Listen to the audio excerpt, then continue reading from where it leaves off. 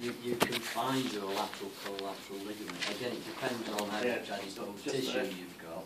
And it really is a very hard, tight core.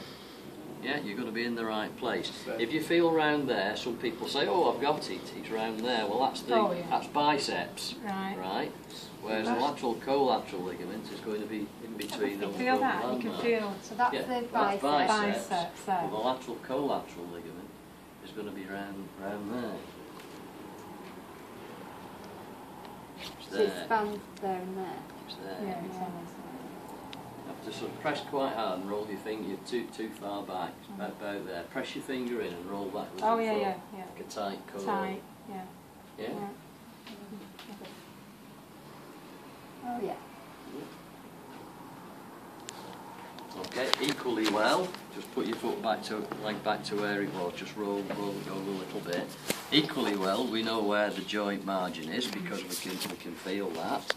So now we know that the meniscus, the lateral meniscus, must be somewhere across there. So, you know, if the question was, find the lateral joint line and the lateral meniscus, okay, you've got it again because you've got bony landmarks that now you can determine. Joint margins in between, so that's where you'd be feeling for the meniscus or joint line pain. Yeah. So these bony landmarks are incredibly important because they give you the clues to everything else. Okay. Symptoms then. What sort of symptoms do we get round here? So it's going to be localised. Yeah. Okay, so we could get symptoms associated with the lateral collateral ligament, couldn't we? We could get symptoms associated with the joint line. The other structure that's passing along this side of the limb is coming down the iliotibial band, the IT band. And the IT band sort of starts quite, I mean, it's just a thickening of the deep fascia, so it's not really a tendon, it's just a thickened area, but it starts fairly broad and sort of not very deep at the top, and it comes down and becomes more cord, more tendon-like as it works its way down. And it works its way down to Gerdy's tubercle. And if you actually flex the knee to about 30 degrees and find Gerdy's tubercle, then and you sort of draw a line down a bisection, if you like, or the seam of someone's trousers, okay, you draw that down, then it should sort of go straight into Gerdy's tubercle. It should form a straight line. The bit that you're interested in is where the IT band passes over the epicondyle, and that's where the main symptoms for, well, one of the set of main symptoms for IT band is over the epicondyle, and there's a particular test that you can do to see whether there is any discomfort. So this will be Noble's compression test, and the idea here is you flex the knee 230, take the weight of the limb, okay, and then you apply some pressure over the IT band, over the epicondyle, and you just flex and extend the knee, okay, and you're feeling for whether, well, one, you should feel the IT band sort of moving across a bony prominence, and if that elicits the sort of pain that the person experiences when they're doing their activity, then that would be a positive Noble compression test. You can do the same test standing up. Okay, that was the one where if we're doing this limb, you sort of make sure the person's supported. You take one limb off the ground, you flex the other to 30 degrees, you put some pressure over the epicondyle and you get them to flex and extend over that point. And the beauty of that is it's putting some tension in the IT band, so you've actually got some, it's more functional position. So, lateral collateral ligament, joint line, IT band, dead easy. Wouldn't take you long, would it, to do all those three things if you know what you're doing? That, and then we've got 8 minutes to... I go blank in these things though.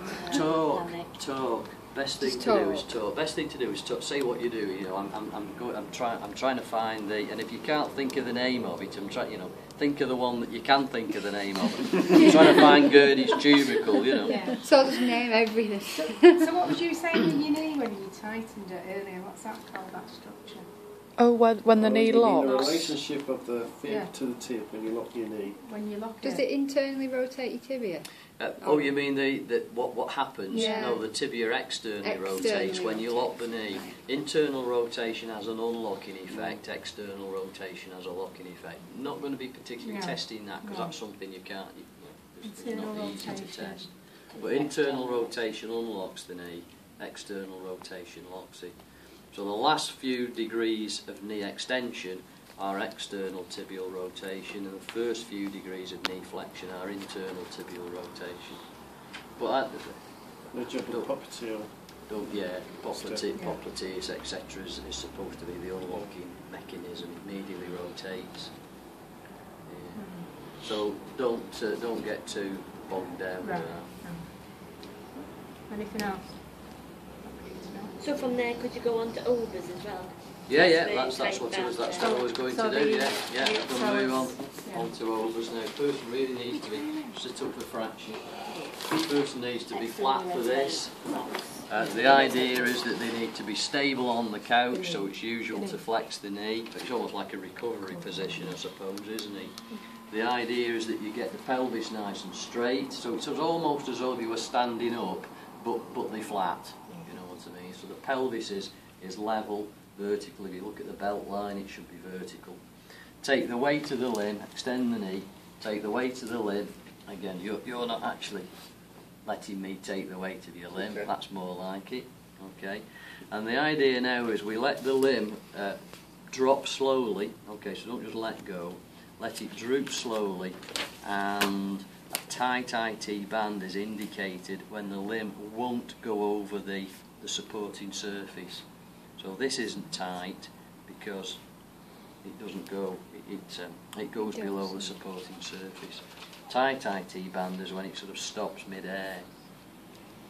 And you almost think that this can't be right. They're just helping me do this, and you push it down and the thing springs back again. It's clearly a tight structure. I can't remember. So I know someone did.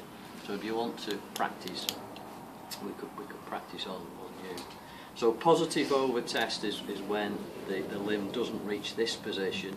This will be a normal test. And it's just an indication that the IT band is tight. So I suppose what you do from a diagnostic point of view, and this isn't part of the exam because you're not making a diagnosis, but from a diagnostic point of view, you're pulling things together, aren't you? If somebody says I've got pain here, okay, that's right over the epicondyle. Let's do a nodal compression test. Can we feel, can we elicit or recreate the pain? Yes, we can. I wonder if that's due to the IT band being tight. So then you do this test. So you're gathering together information, aren't you, to actually make a working diagnosis. And it's possible to have IT band without a tight IT band. Equally well, it's possible to have a tight IT band without any pain. But when you start putting these things together, it can create a picture that helps you make a diagnosis. So are there any other examinations that you would link in with IT band? Well, we're not doing tight rectus. Yes, but those are. We'll look at those in a minute. But when you're looking at all those other tight structures, they are said to be contributory to IT band. So if you've got a muscle imbalance, or you've got tight hamstrings, or muscles that are out of balance.